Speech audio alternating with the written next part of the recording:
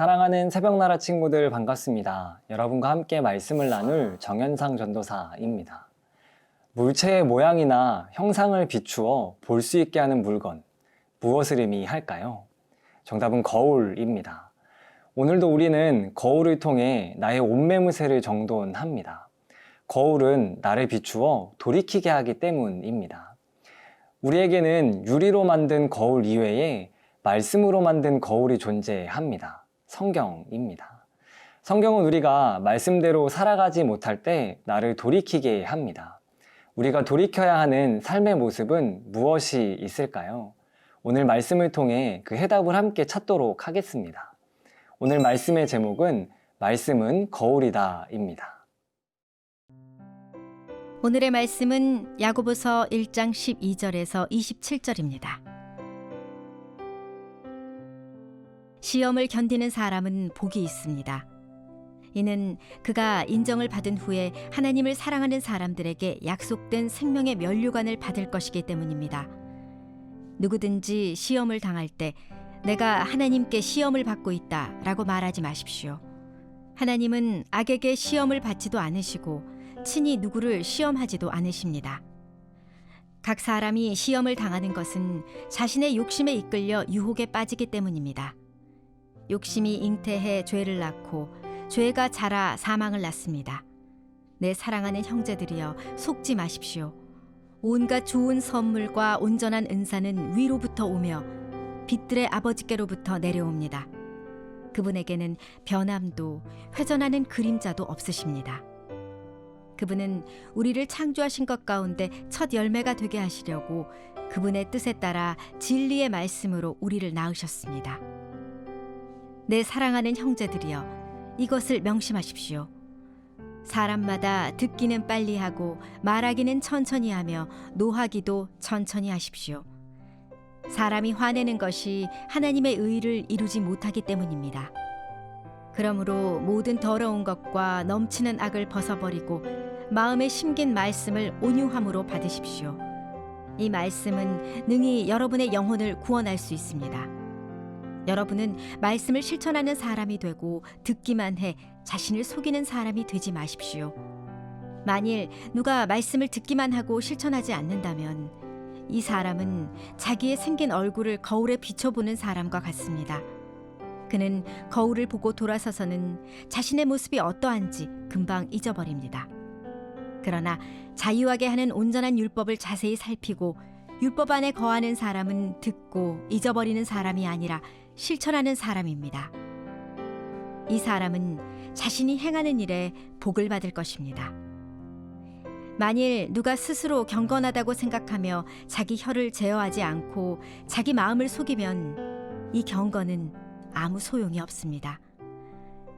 하나님 아버지 앞에서 정결하고 흠이 없는 경건은 환난 가운데 있는 고아와 과부를 돌보며 세상으로부터 자신을 지켜 물들지 않도록 하는 것입니다. 오늘 말씀을 시작하며 야고보는 시험을 견디는 사람은 복이 있다라고 말합니다. 여기에서 시험을 견디는 모습은 무엇을 의미할까요? 머리나 배가 아플 때 약을 먹고 참는 모습일까요? 본문에서 이야기하는 견디는 모습은 하나님이 주신 은혜로 소망 중에 견디는 모습을 의미합니다. 그런 사람에게는 하나님께서 선물을 주신다고 말씀하시는데요. 우리 함께 본문 12절 하반절 말씀을 보겠습니다. 이는 그가 인정을 받은 후에 하나님을 사랑하는 사람들에게 약속된 생명의 면류관을 받을 것이기 때문입니다.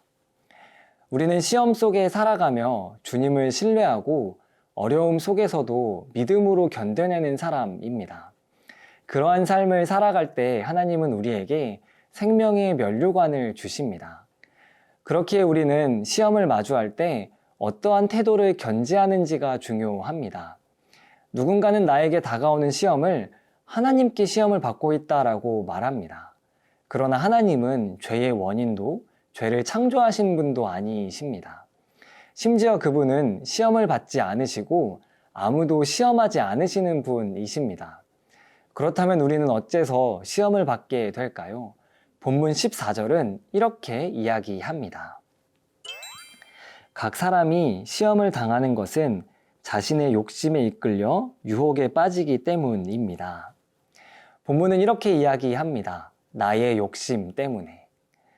내가 당하는 시험은 하나님으로부터 촉발되지 않고 나의 욕심 때문에 시작되었음을 알게 됩니다. 야고보는 죄의 발단은 욕심이며 그 결과는 사망임을 말합니다. 이는 내가 죄를 짓게 되면 하나님으로부터 멀어지게 되고 그분과의 분리, 곧 영원한 죽음의 상태에 빠지게 됨을 의미합니다.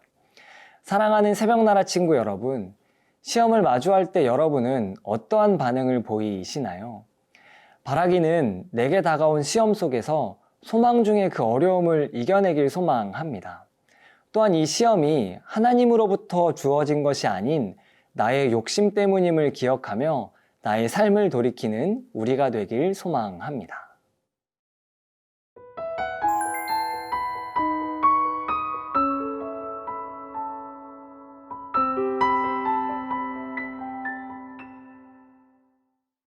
야고보는 이어서 그리스도인이 구체적으로 어떠한 삶을 살아야 하는지 이야기합니다.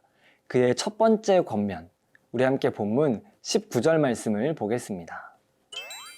내 사랑하는 형제들이여 이것을 명심하십시오.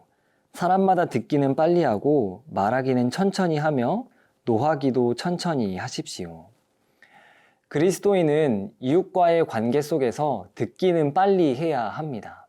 반면 말하기는 천천히 하며 성급하게 나의 주장을 내세우지 않아야 합니다. 우리말에 이런 말이 있죠. 참을인 자 3개면 살인도 면한다. 이는 분을 내기 전에 3번 크게 숨을 쉬며 감정을 조절하라는 말입니다. 그리스도인 역시 성급하게 말하는 실수를 하기 전에 잠시 멈추어서 상대의 말을 먼저 듣는 삶을 살아내야 합니다. 야고보의 권면 두 번째, 본문 22절 말씀을 보겠습니다. 여러분은 말씀을 실천하는 사람이 되고 듣기만 해 자신을 속이는 사람이 되지 마십시오. 야고보는 말씀을 듣기만 하고 행하지 않는 모습을 지적합니다. 들은 말씀을 삶에서 실천하지 않는 행위는 자신을 속이는 어리석은 일입니다. 이 말씀을 통해 야고보는 그리스도인은 말씀을 듣고 실천하는 삶을 살아야 함을 권면합니다. 사랑하는 새벽나라 친구 여러분, 어쩌면 지금까지 우리는 이러한 삶을 살아왔는지도 모르겠습니다. 주일에 말씀을 듣고도 그 말씀대로 살아내지 않았고 매일 말씀을 묵상함에도 삶으로 실천하지 않았던 모습이 있었기 때문입니다. 그러나 새해부터는 그리고 오늘부터는 다른 삶을 살아내길 소망합니다. 말씀의 거울 앞에 나를 비추어 삶을 돌이키는 모습, 말씀을 기준으로 하여 세상에 물들지 않고 나의 마음과 생각을 지키는 모습, 오늘부터 이러한 삶을 살아내는 믿음의 청소년이 되길 간절히 소망합니다. 사랑하는 하나님, 삶 속에서 그리스도인의 모습이 있는 하루가 되길 소망합니다. 말씀에 나의 모습을 비추어 경건한 삶을 살아낼 힘을 허락하여 주시옵소서. 언제나 함께 하심을 믿습니다. 감사합니다. 예수님의 이름으로 기도합니다. 아멘.